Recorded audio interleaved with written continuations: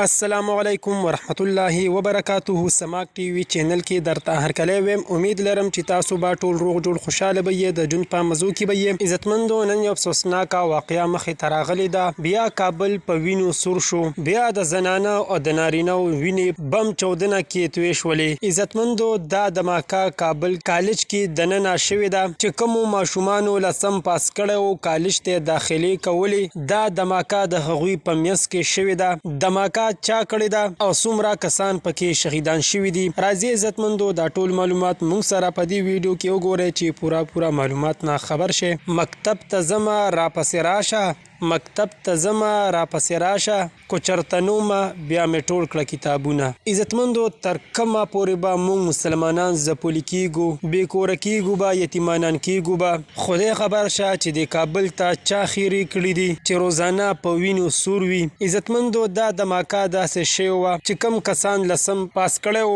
هغوی د کالج داخلې شروع وې چې هغوی په منځ کې یو خطرناکه چاودنه وشوله چې په موقع باندې څلېرویشت شهیدان شوي دي او ترته د 50 نه ډېر کسان پکې ډېر شدید زخمیان دي. الله تعالی دې د شهیدانو مغفرت نصیب کړي او کور والو ته دې الله تعالی د زړه صبر ورکړي. دا بم ریموټ کنټرول والا و چې په کالج کې ورته دننه ږدلی و چې کله ماشومان ښه برابر شول ټول رالل، نو دې ظالم د ریموټ بټن دباو کړله او ډېر د پردو میندو ازار یې په سر واخیستلو.